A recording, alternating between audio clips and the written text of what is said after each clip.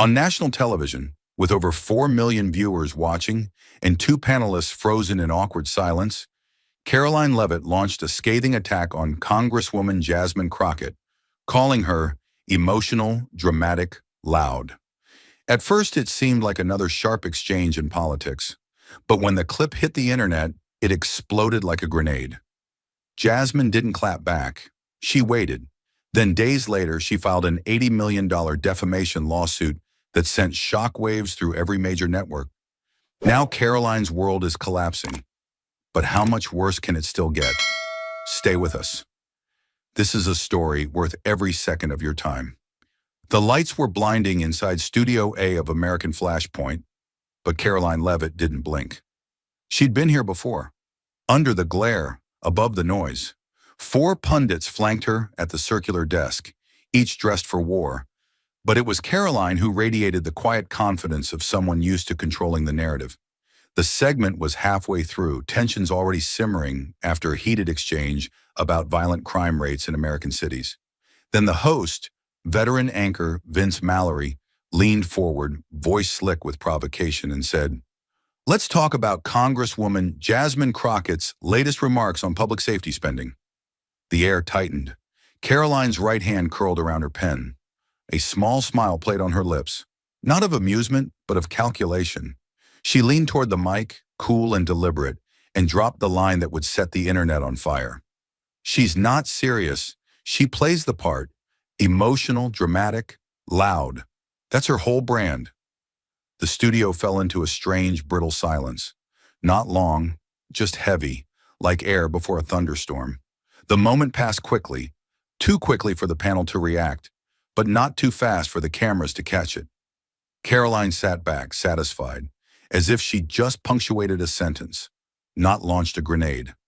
Vince glanced sideways, lips twitching with unease, but moved the conversation along, pretending nothing had happened. But it had. In the control room upstairs, a junior producer froze mid-switch, eyes locked on the playback screen. "Did she just?" someone whispered behind the glass. Downstairs, the other panelists shuffled awkwardly, sensing the tremor they were now standing on. Karoline didn't flinch. She was composed, polished, trained.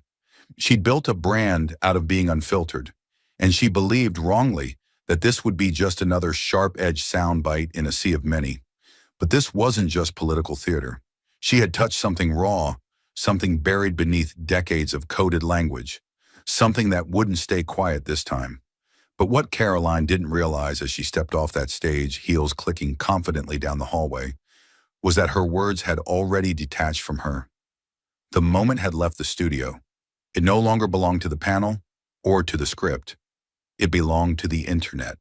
And the internet doesn't rewind. It explodes. At exactly 4:08 p.m. Eastern, a junior social media editor at American Flashpoint, thinking only of metrics and engagement, uploaded a short, uncaptioned clip of Karoline's statement to the network's official Twitter account. The thumbnail froze on her face mid-sentence. Eyes narrowed, mouth curling ever so slightly. The text read, "Karoline Leavitt on Jasmine Crockett, emotional, dramatic, loud. That's her whole brand." It wasn't clickbait. It didn't have to be.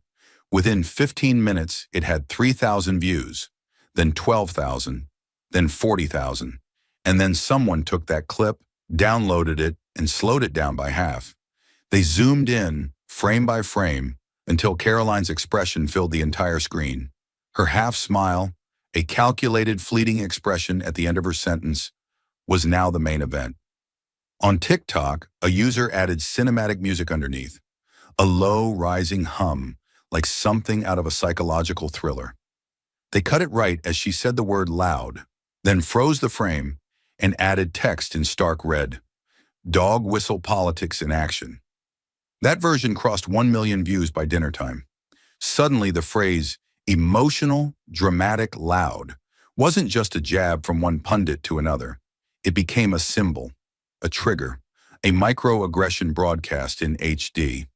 Commentators called it a textbook example of rhetorical racism. Not overt, not screaming, but surgical.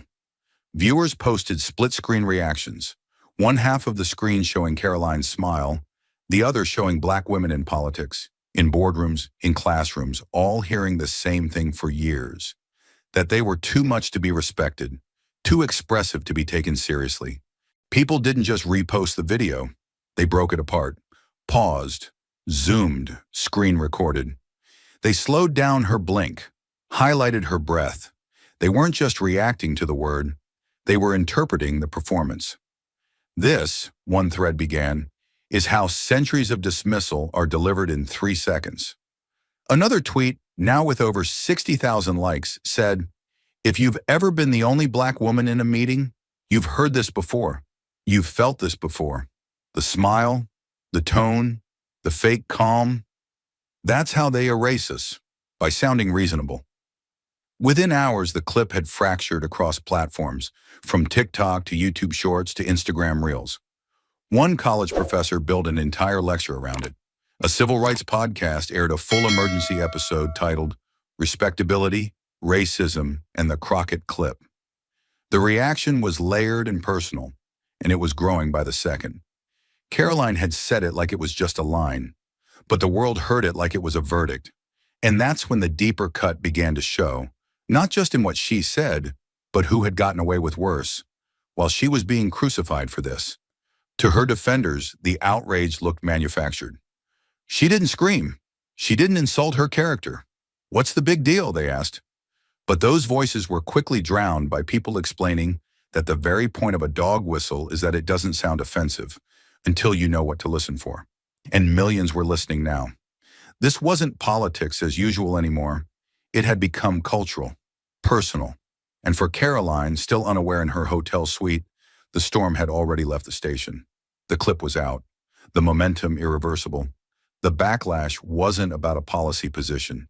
It was about something deeper, a tone, a smirk, and the centuries of power it resembled. And nothing she could say now would rewind that moment. But while the internet fed on Karoline's words like a carcass in open air, waiting for Jasmine Crockett to respond, Jasmine chose something more lethal than outrage: stillness. She didn't schedule a press conference. She didn't appear on CNN. She didn't run to social media with threads or hashtags. For 24 hours, she said nothing. That silence roared louder than any rebuttal. Then just after 10:42 a.m. the next morning, a quiet notification landed across millions of phones. Rep Crockett has posted a video. No caption, no announcement. Just her, on the back porch of her Dallas home, seated on a creaking wooden bench, dressed not in designer threads or campaign colors, but in a faded Howard University sweatshirt and leggings. The early sun slanted across her cheekbone, catching in the corners of her eyes, which were not red, not wet, just piercing, measured, tired but unshaken. She didn't perform. She didn't posture. She simply looked straight into the lens, unfiltered, unprotected, and spoke. "This isn't about me being upset," she said, her voice low and controlled, almost too calm. "It's about being labeled again." She held the silence after that like a surgeon holding a scalpel, not to wound, but to reveal. That single pause, longer than it needed to be, cracked open something vast. The camera stayed on her, unmoving, no edits, no graphics. Only the faint sound of wind stirring through the porch railings. And for those watching, it felt like they were hearing something sacred and long overdue. Within 20 minutes, the clip began to multiply, not through outrage, but through resonance. A school teacher in Baltimore reposted it with the words, "This is what it looks like when a woman's dignity speaks for itself." A civil rights attorney called it the most devastating silence I've ever heard.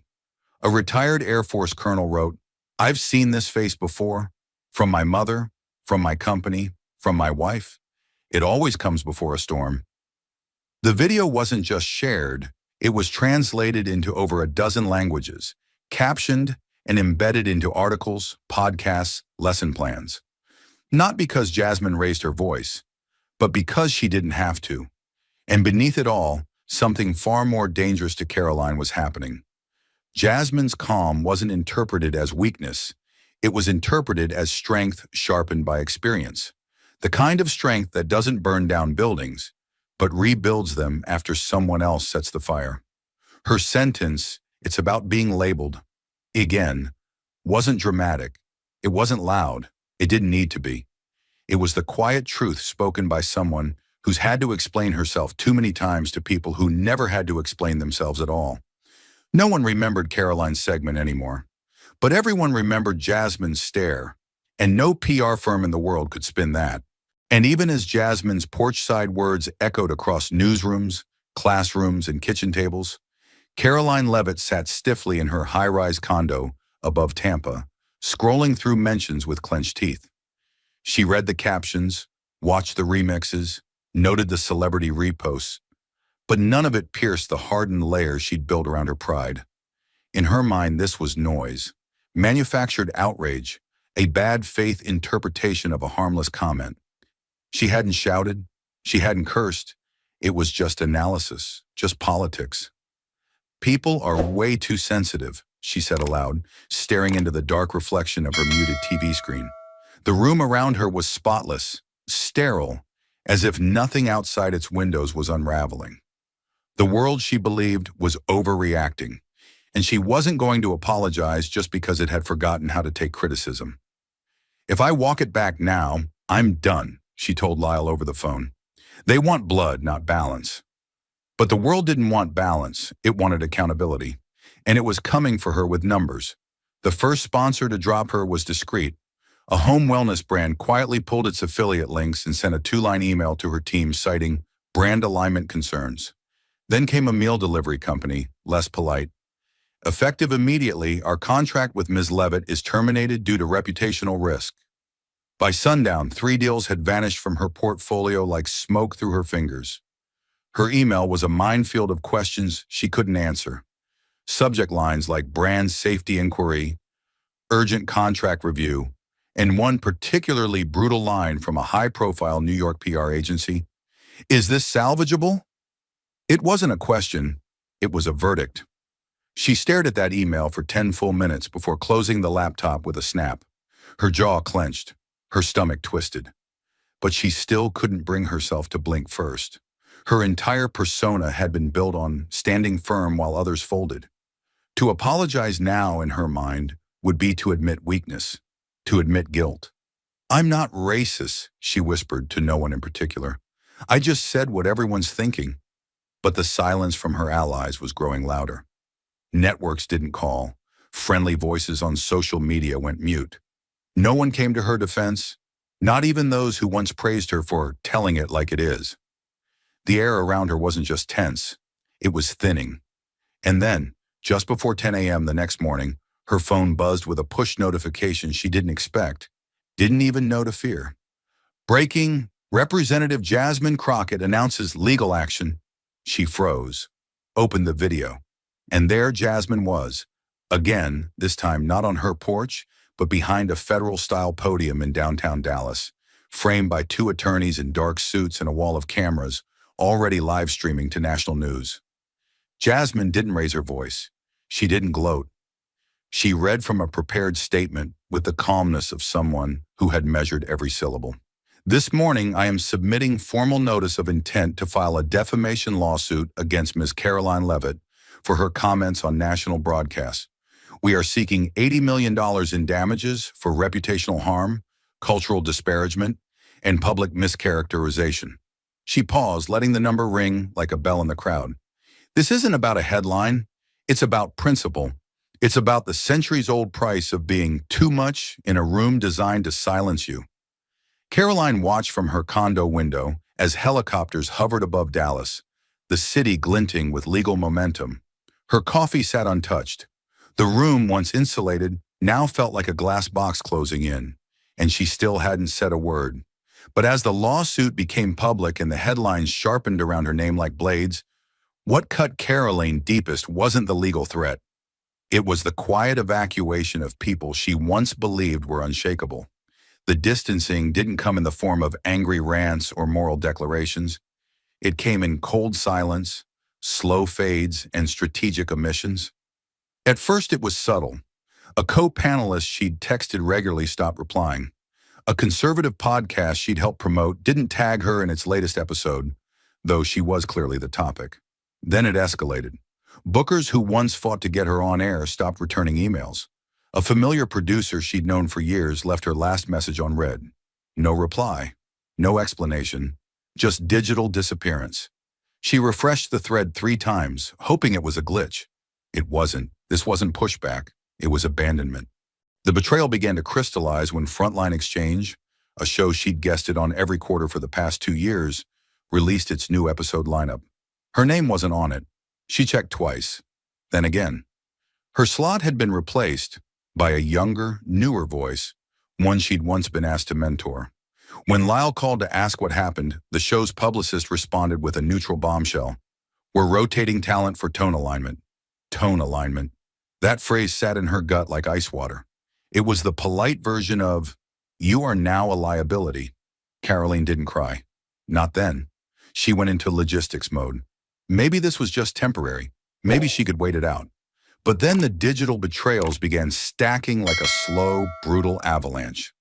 On X, influencers who once cheered her firebrand style were now reposting the infamous clip of her smirk, each adding their own surgical captions. Wow, one wrote simply, above a slowed gif of her mouthing loud.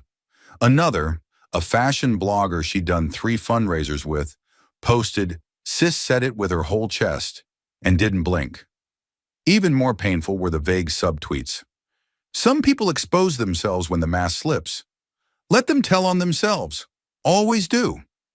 They didn't name her, but they didn't have to. The algorithm had already decided who the villain was. Worse still were the reactions from people she had once stood up for. A school board candidate she'd endorsed in Pennsylvania commented under a remix video, "This ain't it." Not in 2025A, rising conservative YouTuber she'd helped platform stitched Jasmine's porch speech with his own commentary saying, "Sometimes being loud is the only way people like her get heard. Respect." She watched it all from the edge of her bed, eyes dry but hollow. Not because she didn't care, but because she couldn't yet believe it. It wasn't just that people were angry. It was that people she'd once empowered were now publicly signaling they wanted nothing to do with her. No one was defending her, not even to say she deserved a second chance. And in that silence, Karoline heard the sentence no jury had yet delivered. You are no longer useful. You are no longer welcome. And this time, there was no script. But after days of digital abandonment and growing silence, Karoline finally turned to the one thing she'd avoided since the beginning, a blank apology draft. Her laptop screen cast a sterile light across the darkened condo. Outside, the city glimmered indifferently, untouched by the storm consuming her life. She stared at the blinking cursor like it was daring her to blink first. Her fingers moved slowly, typing one line at a time. To everyone who was hurt by what I said, no, too passive. Delete. I take full responsibility. Too incriminating. Delete again. My intent was never to harm anyone. She stopped halfway through the sentence. That one stung, because she didn't know anymore if that was true. Each draft felt like a performance she didn't rehearse for. Each word an admission she wasn't ready to sign her name under. She was trapped in a war between survival and sincerity was losing.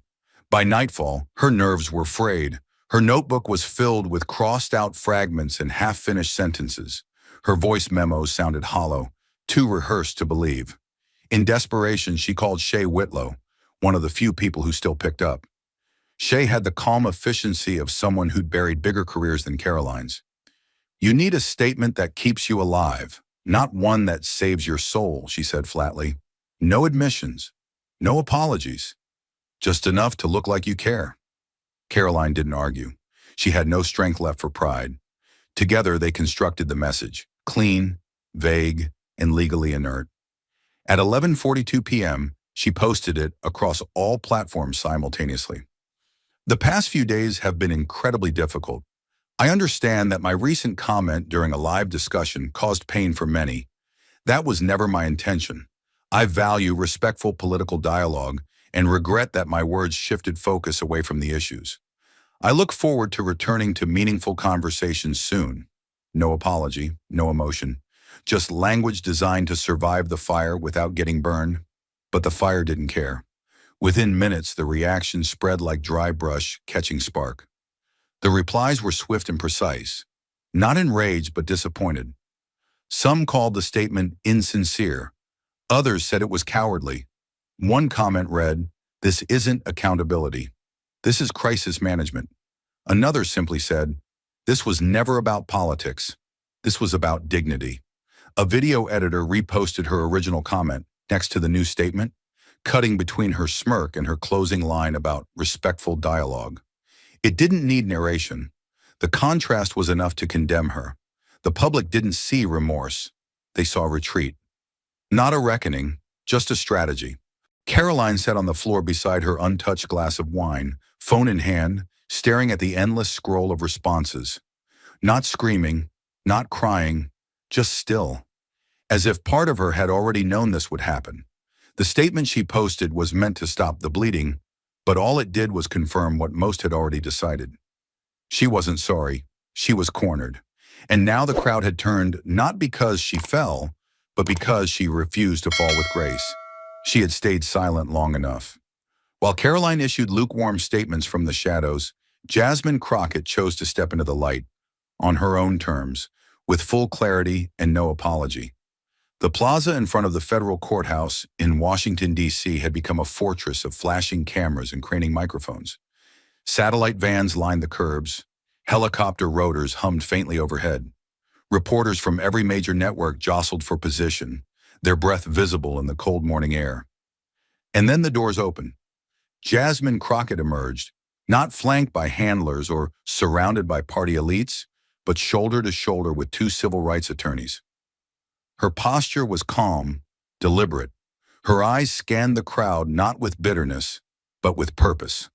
There was no anger in her stride, only gravity, the kind of stillness that makes people lean in, not because of spectacle, but because of weight.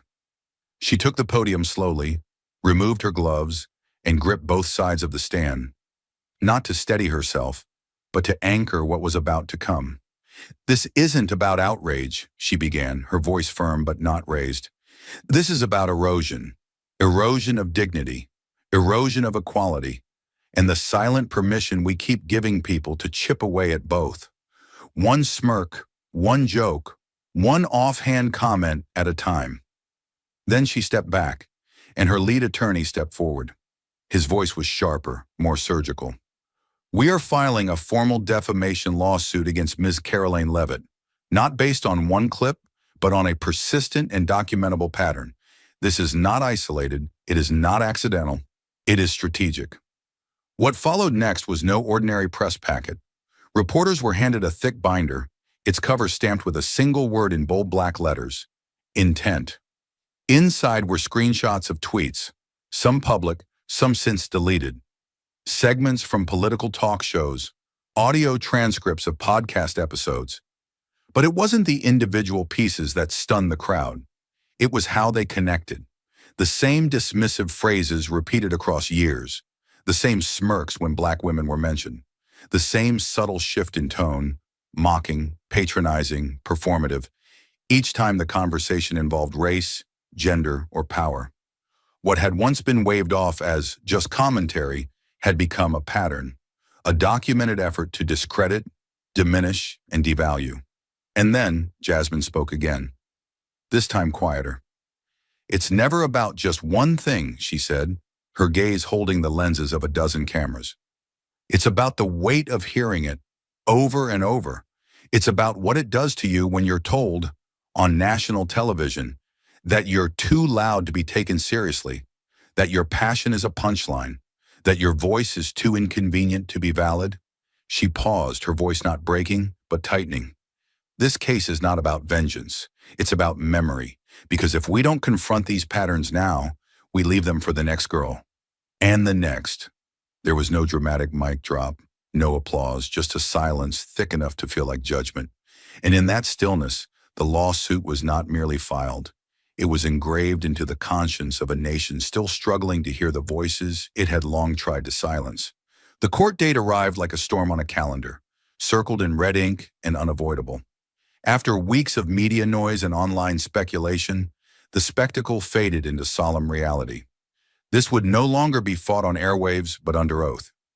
Inside the U.S. District Courthouse in Austin, the temperature felt 2 degrees too cold, the silence too clean. The gallery was full, press, observers, attorneys, aides, all leaning slightly forward, drawn not by curiosity, but by weight. Jasmine Crockett entered first. She wore navy, plain, unbranded, precise. No entourage, just presence. Karoline Leavitt followed minutes later, visibly tense but still holding on to fragments of performance. There were no red carpets here, just linoleum floors and a dozen jurors watching with open notebooks and guarded expressions. Then came the moment no one quite expected. Karoline stood and waved her right to have her attorney deliver the opening defense. She would speak for herself. A soft ripple went through the gallery, half intrigue, half disbelief. Even her own legal team shifted uncomfortably in their seats. She approached the stand slowly, heels muted by the worn carpet, her face a careful blend of contrition and calculation. No paper in hand, no script, just her voice. It was a poor choice of words, she said, pausing longer than necessary. Yes, but it was a joke. Off the cuff. I didn't mean to offend anyone. She glanced once at the jury, then away. Her tone wavered between attempted vulnerability and rehearsed detachment, like someone mimicking what sincerity was supposed to sound like. She described the environment of live television, fast-paced, high-pressure, sometimes messy. She spoke of how people dissect things, frame by frame, in a way that was never intended. She tried to frame the controversy as a misunderstanding, an exaggeration, a digital witch hunt. But in her entire statement, she never once said, "I was wrong." Jasmine watched without moving. Her lawyers didn't object, didn't interrupt. They knew something the room was only beginning to feel, that Karoline's defense wasn't softening the blow. It was amplifying it. Her insistence that impact didn't matter if intent wasn't malicious only deepened the divide. Her lack of apology echoed louder than any slur. It wasn't just the words. It was the way she refused to own what they had become in the lives of others. The judge remained impassive. The jurors didn't shift. But something in the courtroom changed. A kind of gravity, tightening by degrees. By the time Karoline stepped away from the mic, the silence wasn't awkward. It was damning. And Jasmine, still silent, had never looked stronger.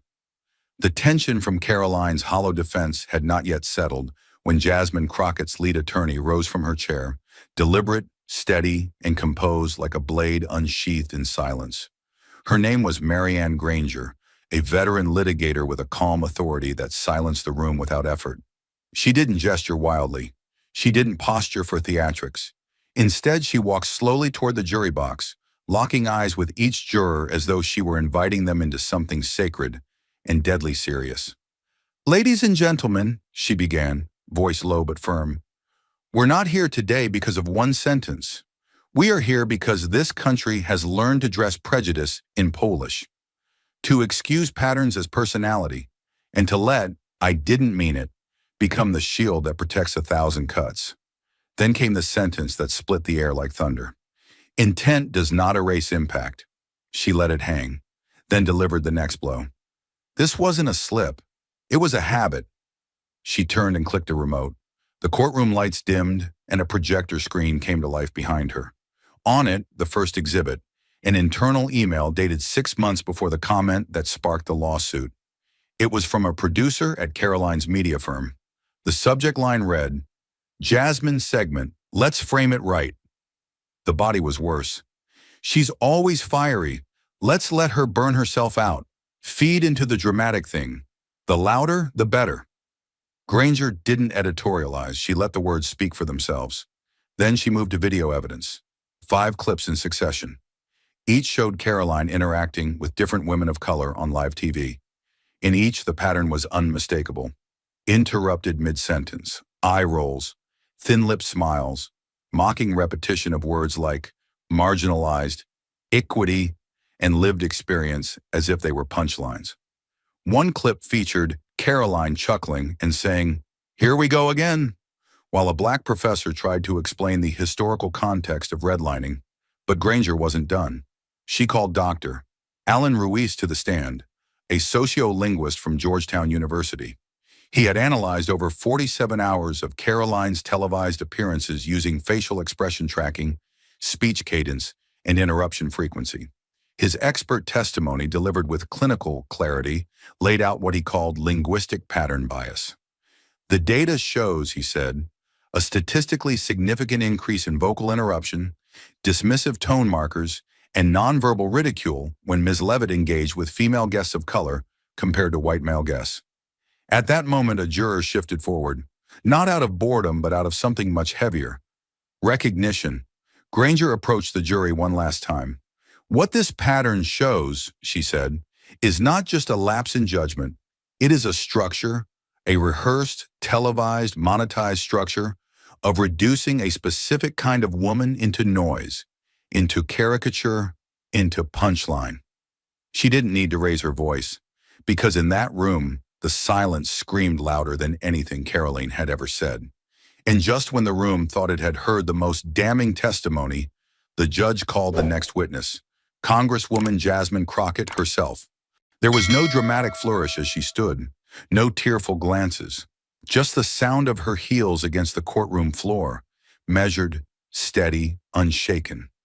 She stepped up to the witness box like she had done this walk 100 times before, not as a victim, but as someone who had carried the weight of this story long before any courtroom acknowledged it. Her hands didn't tremble, her voice didn't rise, but the air around her shifted, tighter, heavier, as if everyone knew something real was about to be spoken. She looked directly at the jury, not with pleading, but with clarity.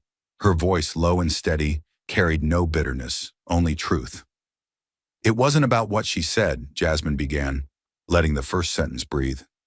It's about what people like me are always hearing, again and again. She didn't name Karoline. She didn't need to, because the courtroom already understood that this wasn't about one woman's insult. It was about the background noise of a nation that never seems to hear women like her the first time. Her gaze didn't flicker, even as a reporter's camera clicked near the door. "I'm not here because I was offended," she continued. "I'm here because it costs us something. Every single time. These aren't just words, these are walls." She tapped her chest lightly with her finger. "Every comment like that chips away at the legitimacy we fight to earn, while others are handed it by birthright."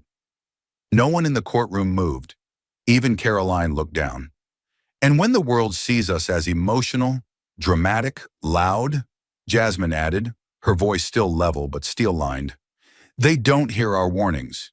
They don't believe our reports. And they don't protect us when we're in danger." She stopped, not because she was finished, but because she had said enough. She left the silence to do the rest. And in that silence, the entire courtroom seemed to feel the weight of every unseen cost, spoken or not, carried by every woman who had ever been told she was too much for simply being enough. The final gavel of silence came not from the judge, but from the jury foreman, rising slowly, envelope in hand. The courtroom, once pulsing with tension and defiant rhetoric, now hovered in a stillness so sharp it felt like glass, ready to shatter with a single word. Reporters didn't blink. Lawyers barely breathed. Jasmine sat composed, her hands folded loosely in her lap. Karoline's posture, once upright and commanding, had shrunk inward, her fingers curled tightly on the edge of the defense table.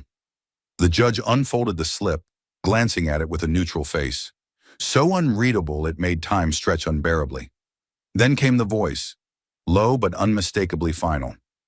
"We find in favor of the plaintiff, Congresswoman Jasmine Crockett, compensatory damages in the amount of $80 million. There was no explosion, no cries, just an audible collapse of breath across the room, as if the entire gallery had been holding its lungs hostage. Karoline didn't move. She sat like stone, her eyes wide but unblinking, frozen between disbelief and a dread too thick to put into words. Her throat bobbed once, as if swallowing something jagged. Her face turned pale, not theatrical, but medical. The adrenaline that had fueled her bravado was gone now, leaving only the raw exposure of consequence. Meanwhile, Jasmine remained still, save for a single, silent exhale. She didn't cry. She didn't smirk. She simply bowed her head for a moment, not in victory, but in release.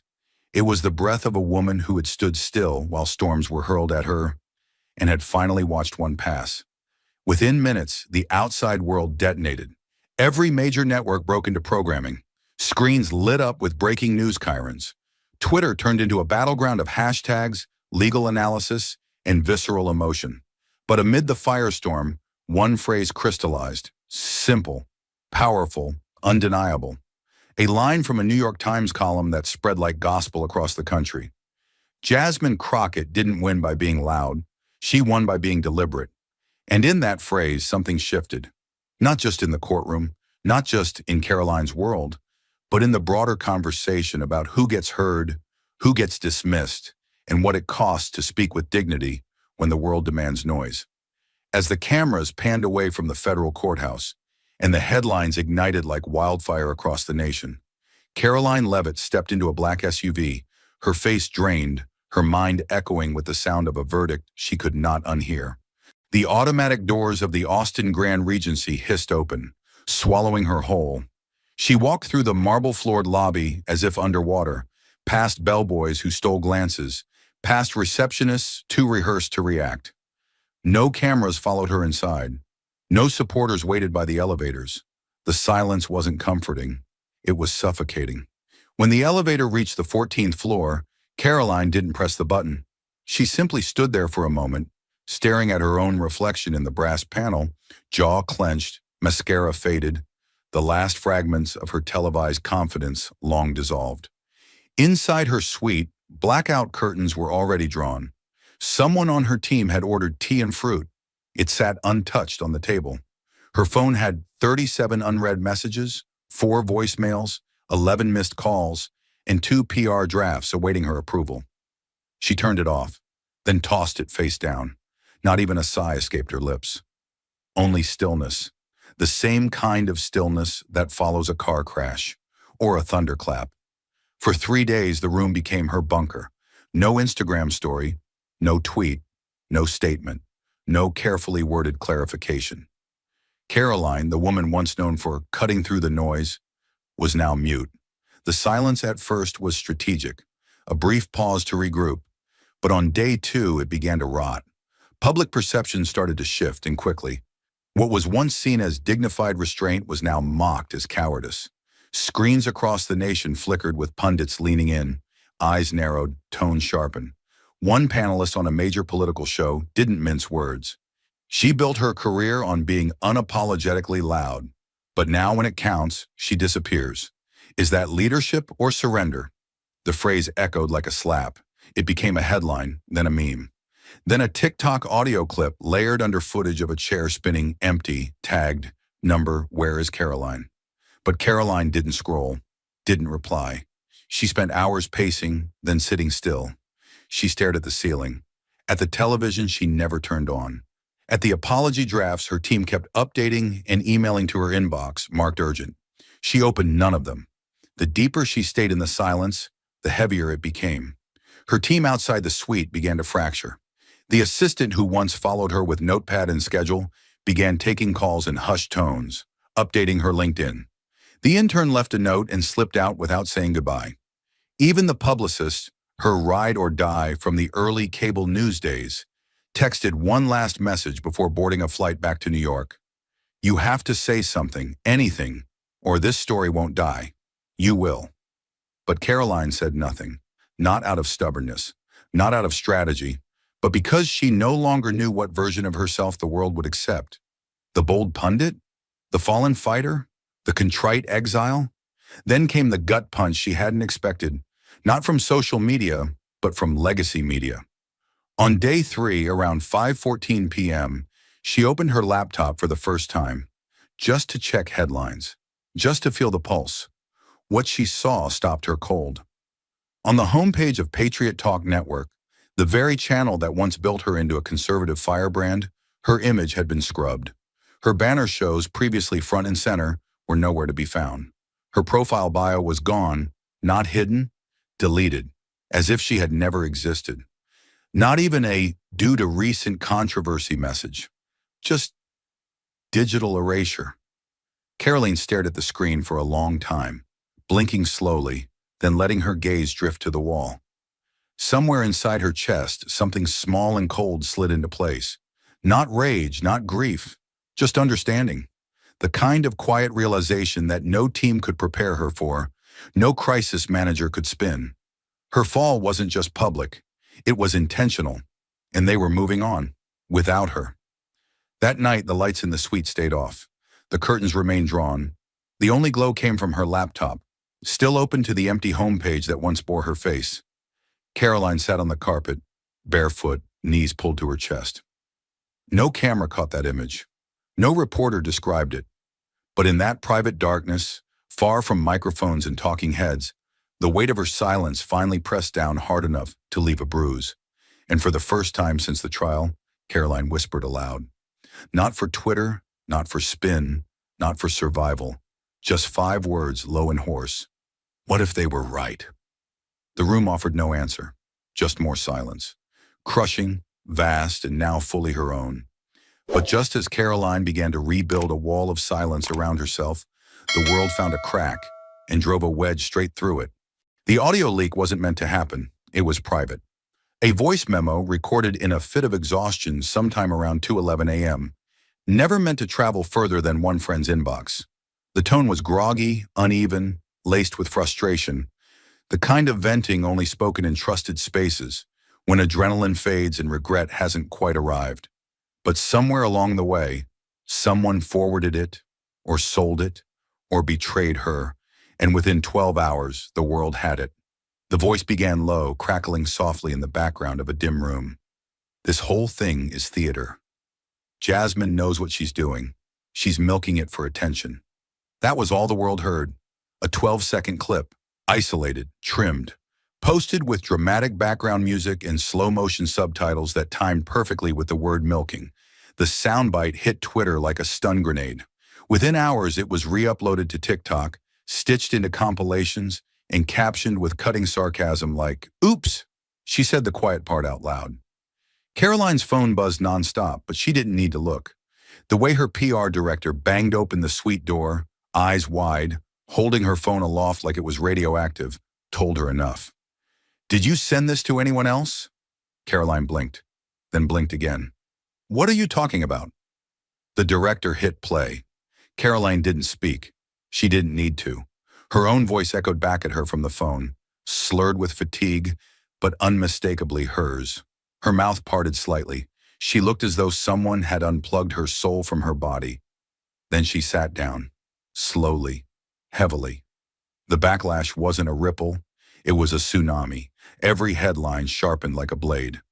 Leavitt doubles down in leaked tape. Karoline caught trashing Crockett again. Is this what she really thinks? Commentators scrambled to go live. One show layered the quote over courtroom footage of Jasmine Crockett, pairing Karoline's words with freeze frames of Jasmine looking solemn, dignified. Proof, they said, of who was real and who was performing. On YouTube, reaction videos surged. TikTokers acted out both sides of the scandal, complete with dramatized tears and mocking tones. Even conservative allies stayed silent, distancing themselves as if Karoline's voice carried radiation. But what cut deepest wasn't from a stranger. It was a text message, short, raw, from someone she hadn't spoken to in weeks. "They're not just mad anymore, Karoline.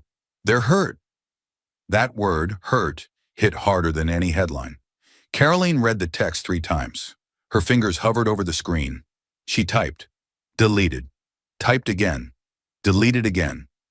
What could she say? That it was out of context? That she was venting? That it was late and she wasn't thinking straight? None of it would matter now. The damage wasn't just reputational, it was personal. In online forums and comment sections, people shared their own stories. Women, especially women of color, posted about how they'd heard versions of, "You're just playing the victim," their whole lives. Jasmine's calm statement from the courthouse replayed again and again.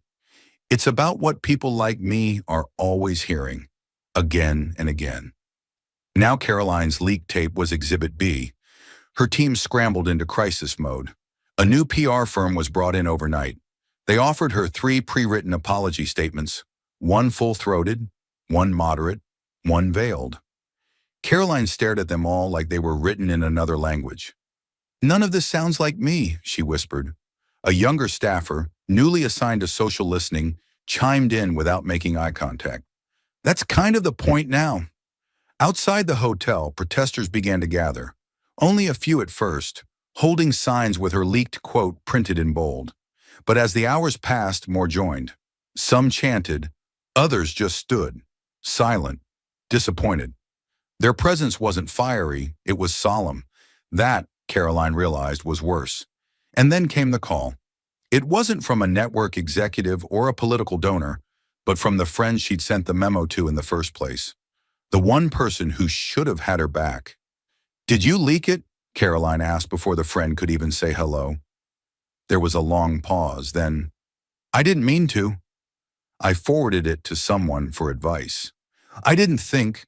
Karoline ended the call. Not in anger, just in defeat.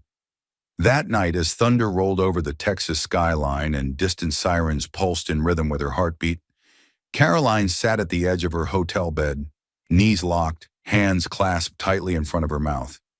Her reflection in the black TV screen stared back, lip bitten, brows furrowed, eyes hollow. She whispered the line to herself over and over. "She's milking it for attention." Each time it sounded colder, more detached, more cruel. She hadn't realized it when she said it, but now, hearing it played back through millions of speakers, reactions, tears, and hashtags, it felt like a knife she had twisted herself. And she wasn't the only one bleeding. In the final hour before dawn, Karoline opened her notes app and began typing. Not an apology, not a statement, just words, half-thoughts, fragments. Not who I want to be. I was tired, but that doesn't excuse it. I think I lost something I didn't even know I had. Then she stopped, closed the app, put the phone down. And for the first time since the verdict, Karoline began to cry. Not loud, not performative, just the quiet, choking sobs of someone watching the bridge behind her collapse, knowing she was the one who lit the match. But just as Karoline began to rebuild a wall of silence around herself, the world found a crack and drove a wedge straight through it. The audio leak wasn't meant to happen. It was private. A voice memo recorded in a fit of exhaustion sometime around 2:11 a.m., never meant to travel further than one friend's inbox. The tone was groggy, uneven, laced with frustration, the kind of venting only spoken in trusted spaces when adrenaline fades and regret hasn't quite arrived. But somewhere along the way, someone forwarded it, or sold it, or betrayed her. And within 12 hours, the world had it. The voice began low, crackling softly in the background of a dim room. "This whole thing is theater. Jasmine knows what she's doing. She's milking it for attention." That was all the world heard. A 12-second clip, isolated, trimmed, posted with dramatic background music and slow-motion subtitles that timed perfectly with the word milking. The soundbite hit Twitter like a stun grenade. Within hours, it was re-uploaded to TikTok, stitched into compilations, and captioned with cutting sarcasm like, "Oops, she said the quiet part out loud." Karoline's phone buzzed nonstop, but she didn't need to look. The way her PR director banged open the suite door, eyes wide, holding her phone aloft like it was radioactive, told her enough. "Did you send this to anyone else?" Karoline blinked, then blinked again. "What are you talking about?" The director hit play. Karoline didn't speak. She didn't need to. Her own voice echoed back at her from the phone, slurred with fatigue, but unmistakably hers. Her mouth parted slightly. She looked as though someone had unplugged her soul from her body. Then she sat down, slowly, heavily. The backlash wasn't a ripple. It was a tsunami. Every headline sharpened like a blade. Leavitt doubles down in leaked tape. Karoline caught trashing Crockett again. Is this what she really thinks? Commentators scrambled to go live. One show layered the quote over courtroom footage of Jasmine Crockett, pairing Karoline's words with freeze frames of Jasmine looking solemn, dignified, proof, they said, of who was real and who was performing. On YouTube, reaction videos surged. TikTokers acted out both sides of the scandal, complete with dramatized tears and mocking tones. Even conservative allies stayed silent, distancing themselves as if Caroline's voice carried radiation. But what cut deepest wasn't from a stranger. It was a text message, short, raw, from someone she hadn't spoken to in weeks. "They're not just mad anymore, Caroline. They're hurt." That word, hurt, hit harder than any headline. Caroline read the text 3 times. Her fingers hovered over the screen. She typed, deleted, typed again, deleted again. What could she say? That it was out of context? That she was venting? That it was late and she wasn't thinking straight? None of it would matter now. The damage wasn't just reputational, it was personal. In online forums and comment sections, people shared their own stories. Women, especially women of color, posted about how they'd heard versions of "you're just playing the victim" their whole lives. Jasmine's calm statement from the courthouse replayed again and again. "It's about what people like me are always hearing," again and again. Now Caroline's leaked tape was Exhibit B. Her team scrambled into crisis mode. A new PR firm was brought in overnight. They offered her 3 pre-written apology statements, one full-throated, one moderate, one veiled. Caroline stared at them all like they were written in another language. "None of this sounds like me," she whispered. A younger staffer, newly assigned to social listening, chimed in without making eye contact. "That's kind of the point now." Outside the hotel, protesters began to gather. Only a few at first, holding signs with her leaked quote printed in bold. But as the hours passed, more joined. Some chanted. Others just stood, silent, disappointed. Their presence wasn't fiery, it was solemn. That, Caroline realized, was worse. And then came the call. It wasn't from a network executive or a political donor, but from the friend she'd sent the memo to in the first place. The one person who should have had her back. "Did you leak it?" Caroline asked before the friend could even say hello. There was a long pause, then, "I didn't mean to. I forwarded it to someone for advice. I didn't think—" Caroline ended the call, not in anger, just in defeat. That night, as thunder rolled over the Texas skyline and distant sirens pulsed in rhythm with her heartbeat, Caroline sat at the edge of her hotel bed, knees locked, hands clasped tightly in front of her mouth. Her reflection in the black TV screen stared back, lip bitten, brows furrowed, eyes hollow. She whispered the line to herself over and over. She's milking it for attention. Each time it sounded colder, more detached, more cruel. She hadn't realized it when she said it, but now, hearing it played back through millions of speakers, reactions, tears, and hashtags, it felt like a knife she had twisted herself, and she wasn't the only one bleeding. In the final hour before dawn, Caroline opened her notes app and began typing. Not an apology, not a statement, just words, half-thoughts, fragments. "Not who I want to be. I was tired, but that doesn't excuse it. I think I lost something I didn't even know I had."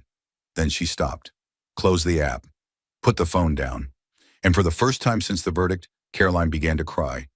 Not loud, not performative, just the quiet, choking sobs of someone watching the bridge behind her collapse, knowing she was the one who lit the match. After days buried in silence and one audio leak that shattered what little control she had left, Caroline realized the only thing more deafening than the world's outrage was its absence. It was exactly 7 days after the verdict when Caroline finally turned the front camera on. No team, no lighting, no stylist brushing powder beneath her eyes. Just the dim yellow warmth of a lamp in the corner of a small rental apartment in Austin. Quiet, unremarkable, untouched by media. Her hands trembled once as she adjusted the phone, propping it on 2 cookbooks near a dying fern. This wasn't about perfection anymore. It was about surrender. She didn't rehearse. There were no bullet points scribbled out of frame. No PR consultant waiting on Zoom to approve her cadence or intonation. She just breathed once, blinked slow, and hit record. The camera caught her as she was, hair loose, makeup gone, the faint shadow of sleeplessness under her eyes.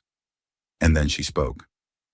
"I used to believe if I said things clearly enough, loudly enough, people would never misunderstand me," she began, her voice low, almost husky. "But maybe I wasn't listening." There was no shift in tone, No performative pause or tears, but something in her face, some barely perceptible tremor, made the silence that followed almost unbearable. The space between her words held more weight than the words themselves. Every breath she took sounded heavier than the last. I won't fight the verdict. I won't spin it.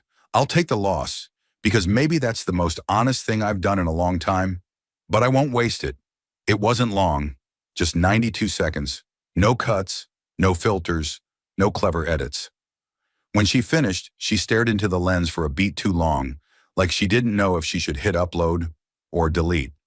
Then with a weary flick of her thumb, she posted it to Instagram, Twitter, and TikTok, without caption, without hashtag, without comment. For an hour, nothing happened. And then, the quiet started to move. It didn't go viral in the traditional sense. There were no fireworks in the comments section, no explosion of retweets or stitched duets. But something subtler began to unfold. People didn't scream over it. They sat with it. Former critics didn't praise it, but they didn't mock it either. The noise that had hunted her for weeks paused, as if stunned by the unfamiliar frequency. Humility. A high school civics teacher in Chicago reposted the video with the caption, "Not defending her, but this felt real." A black poet in Baltimore tweeted, "She finally shut up long enough to learn something." A mother in Dallas who'd marched for Jasmine shared it to Facebook and wrote simply, "Feels like the first honest thing she's said in months." In a sea of digital shouting, the clip didn't rise like a flame. It sank quietly, like a stone dropped into deep water. But even that, especially that, was a kind of impact. One that rippled slowly outward in circles too wide for hashtags to catch. Karoline sat alone as the numbers trickled in. No surge, no press inquiries, no network comeback offers. Just a few thousand views, a few hundred comments. And yet, for the first time in weeks, her pulse didn't quicken when she opened her phone. Her jaw didn't clench waiting for another headline, another betrayal, another bomb. Instead, she just watched. Watched people react not with rage, but recognition. For the first time, she wasn't trying to win the room, or dominate a narrative, or discredit someone else to survive. She was, in her own faltering way, telling the truth. And strangely, that gave her something she hadn't had since the scandal began. Peace. Later that evening, as dusk spilled gold across the Texas skyline, she sat at the window, knees pulled to her chest, watching city lights blink awake. In the background, her phone buzzed with a message. Not from an agent or lawyer, but from a journalist who'd covered her story ruthlessly for weeks. "If you're ready to talk, not for spin, but truth, I'm here." She didn't reply. Not yet. But she saved the message. And for the first time, she felt the breath in her lungs stretch a little deeper. Not forgiveness, not redemption, but a beginning. Small, quiet, real. The camera had stopped rolling, the courtrooms had emptied, and the internet had found a new target. But in the silence that followed, Karoline Leavitt had to decide who she was without the noise. She returned to Sarasota not with fanfare, but with fatigue. No cameras followed her, no articles documented her landing. She slipped into her hometown like a shadow, no longer a rising star, just a woman dragging the weight of her own words through every quiet street. Her parents' house felt smaller now, and somehow louder. Each creak in the floorboards, each whispered conversation from neighbors passing by seemed to echo her fall from grace. She didn't seek headlines anymore. What she sought was air, unfiltered, unjudged, unrecorded. Mornings were slow, black coffee on a chip porch railing, local paper folded neatly on her lap, and a stray cat that had started showing up near the bushes, as if sensing that she too was a creature nursing invisible wounds. It was on one of those quiet mornings, after a sleepless night scrolling through old videos she once posted with pride, that she saw a flyer tacked to the corkboard outside the grocery store. Youth Debate Club, volunteers needed, apply in person. She stared at it longer than necessary, fingers grazing the bottom edge. There was no reason anyone there would want her, and yet something about it felt right. That afternoon, Karoline walked into the Sarasota Community Center, a faded red brick building with peeling white trim and the faint smell of gym socks and ambition. No one recognized her at first, not until she handed over her ID to the front desk volunteer. The woman blinked, then paused. There was no smile, no handshake, just a hesitant nod. "Sure," the woman said, eyes narrowing slightly. "The teens meet Tuesdays and Thursdays. We can put you into assist." Assistant, not lead, not mentor, just assist. That was fine. The first week was awkward at best. Parents gave her sideways glances at pickup. One father in particular pulled his daughter aside and whispered something sharp after seeing Karoline standing by the whiteboard. The daughter's shoulders slumped, and she didn't come back the next day. No one said it out loud, but Karoline felt the message humming under every breath. "We know who you are. We haven't forgotten." Still, she showed up, every session. She didn't speak much, just handed out note cards, cleaned the board, gave quiet feedback on structure and clarity when asked. It wasn't about proving anything anymore. It was about listening, and maybe one day being allowed to speak again.